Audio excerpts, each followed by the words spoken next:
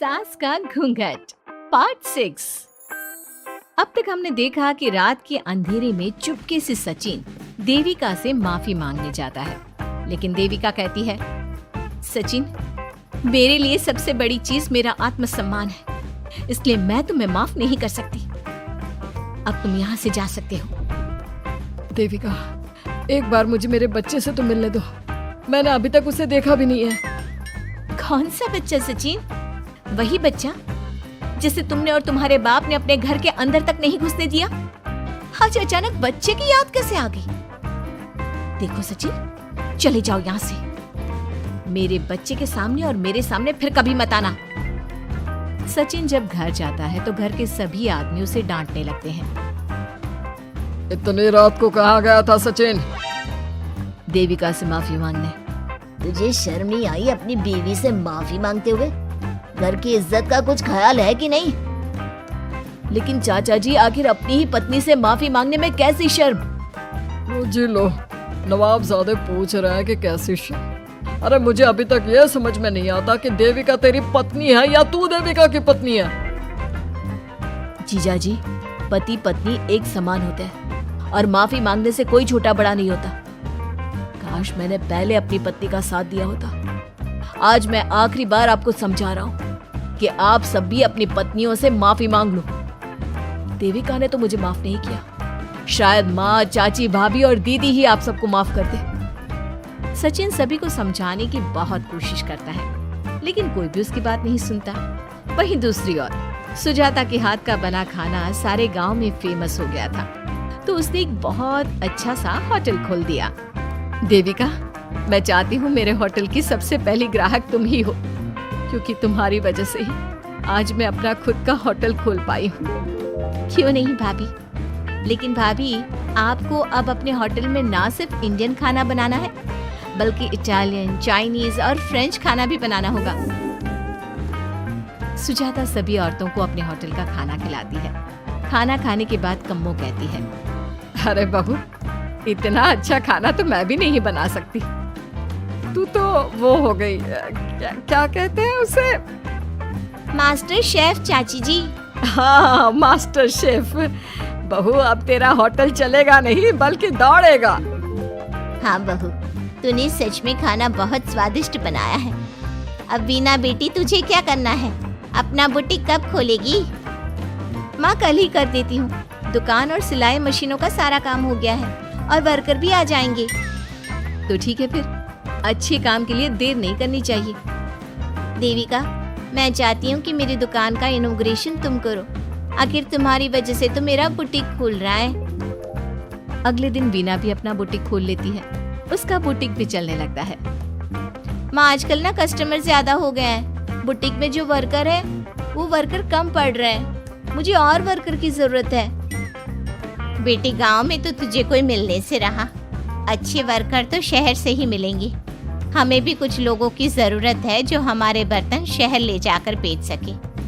देविका बहू, अब तू ही कुछ कर। ठीक है माँ जी, मैं अपने पापा से बात करती हूँ। वो अखबार में इश्तेहार दे देंगे तो कई वर्कर आ जाएंगे। कम्मो और विमला के बनाए बर्तन भी दूर दूर तक बिकने लगे। सभी औरतें देखते ही देखते बहुत फेमस हो गई। अब देविका ने गांव में अपना स्कूल भी खोल लिया।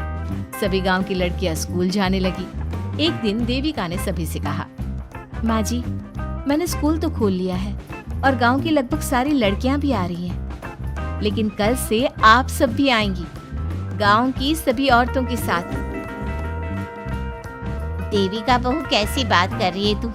इस उम्र में हम स्कूल जाते हुए अच्छे लगेंगे क्या? माँ जी, पढ़ने की कोई उम्र नहीं होती और आप सबको मैंने कितना कुछ तो सिखा दिया है। अगर आप सब स्कूल पढ़ने आएंगी तो इससे गांव की सभी औरतों को हिम्मत मिलेगी।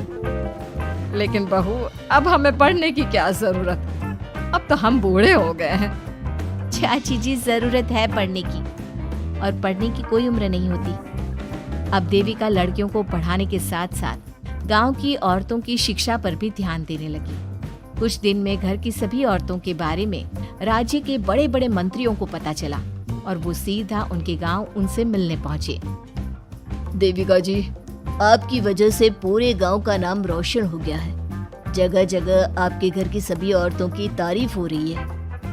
हाँ देविका जी, आप सभी के बारे में सुनकर हम अपने आप को रोक नहीं पाए और आपसे मिलने आ गए। देविका जी, हम आपको और आपके घर की सभी औरतों को सम्मानित करना चाहते हैं और आपके स्कूल के लिए डोनेशन भी देना चाहते हैं। इस तरह मंत्री और गांव के सभी लोग देविका के साथ साथ उसके घर की सभी औरतों को प्रतीक चिन्ह देकर, फूलों की माला पहनाकर और शॉल देकर सम्मानित करते हैं। इसके अलावा देविका के स्कूल के लिए भी बहुत पैसा देते हैं। जिस पंचायत ने देविका के खिलाफ फैसला सुनाया था, उस पंचायत को अपने फैसले पर आज पछतावा हो रहा था। उधर घर के आदमियों की हालत और भी खराब हो रही है। बापू, चाचा जी, अब सचिन ने आपको समझाया था कि सबसे माफी मांग लेते हैं, तब आपने हमारी बात नहीं सुनी। अब देखिए, सभी का राज्य में कितना नाम हो रहा है। खुद मंत्री जी उनको सम्मानित करने आए हैं। बापू, मोहन और सचिन ठीक कह रहे हैं। हमारी हालत तो दिन पे दिन खराब होती जा रही है। ना तो हम घर का कोई काम कर पा रहे हैं और ना ही बाहर का। तुम लोग जरूरी बात सबसे आखिर में बताते हो। ये बात तुम लोग पहले भी तो बता सकते थे। भैया, हमें सबसे माफी मांगनी चाहिए और सबको यहाँ बुला कर लाना चाहिए। ठीक है, तुम सब यही चाहते हो तो चलो, आज ही घर की सभी औरतों को घर ले आते हैं। घर के सभी आदमी चल देते हैं सभी औरतों से माफी मांगने के लिए। जैसे ही वो औरतों के पास पहुंचते हैं, सभी हैरान हो जाती हैं। कम्मो, ये सब यहाँ क्यों आए हैं? पता नहीं, लगता है आज फिर झगड़ा करने आए हैं हमसे। अगर आज कल्याण ने मुझे कुछ बोला तो इसे छोड़ूंगी नहीं मैं भी नहीं छोड़ूंगी मोहन जी को। ना इनका भरता बनाया तो मेरा नाम भी सुजाता नहीं। शांत रहो आप सब, देखने तो दो क्या कहते हैं। सभी आदमी अपनी अपनी पत्नियों से माफी मांगते हुए कहते हैं, कम्मो, मुझे माफ कर दो, मैं तुम्हें घर ले जाने आया हूँ। तुम्हारे बिना घर बहुत सुना लगता है विमला, घर चलो। सुजाता, मैंने जो भी तुम्हारे साथ किया उसके लिए मैं बहुत शर्मिंदा हूँ। मुझे तुम्हारी और तुम्हारे हाथ के बने खाने की बहुत याद आती है। तुम मेरे साथ घर चलोगी ना? वीना, वो घर मेरा नहीं तुम्हारा है और मैं नहीं चाहता कि तुम मेरी वजह से अपना घर छोड़ दो। इसलिए अपने घर चलो और हम सबको माफ कर दो। अपने पतियों की इस तरह माफी मांगने से सभी औरतें अपने पतियों को माफ करके उनके साथ जाने को तैयार हो जाती हैं। लेकिन देविका घर आने से मना कर देती है। सभी औरतें उसे समझाती है, देविका बहू, अब घर जाने में क्या दिक्कत है? मांग तो ली सबने माफी। देख तो सचिन भी कितना शर्मिंदा है। हाँ बहू, हमारी लड़ाई तो यही थी कि ये हमसे माफी मांगकर इज्जत के साथ घर ले जाए। अब घर चलने से तेरी शादी बच सकती है। चाची जी, मैं पहले भी बता चुकी हूँ, अब दोबारा से फिर कह रही हूँ, मेरे लिए शादी से बड़ा है आत्मसम्मान।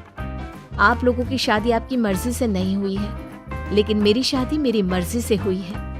इसलिए शायद आप लोगों को फर्क नहीं पड़ता कि आपके पति ने आपके साथ क्या किया, और मुझे इस बात से बहुत फर्क पड़ता है कि मेरे पति ने मुझे अपने बराबर नहीं समझा, और इसलिए मैं उसे माफ नहीं कर सकती। देविका, मैं अपने बर्ताव के लिए बहुत शर्मिंदा हूँ। तो जिंदगी भर शर्मिंदा रहना। और हाँ, आप सब इनके साथ जाना चाहती हैं तो जाइए, लेकिन मेरी एक बात हमेशा याद रखिएगा, शादी सिर्फ एक रस्म होती है। इस रस्म में पति और पत्नी बराबर के हिस्सेदार होते हैं, ना कोई छोटा होता है और ना कोई बड़ा। इसलिए यदि आपका पति आपको सम्मान दे तो बदले में उसे सम्मान दो, नहीं तो वो जैसा करे आप भी वैसा ही करो। देविका सचिन के साथ नहीं जाती है और अपने बेटे के साथ वहीं रहने का फैसला करती है। अब वो न सिर्फ अपने गांव बल्कि हर जगह जाकर महिला शिक्षा और उनके अधिकारों का प्रचार करती है। हमारे प्यारे दर्शकों, हमें कमेंट करके जरूर बताएं कि देविका का ये फैसला आपको कैसा लगा। अगर कहानी अच्छी लगी तो लाइक, सब्सक्राइब और शेयर करें। धन्यवाद।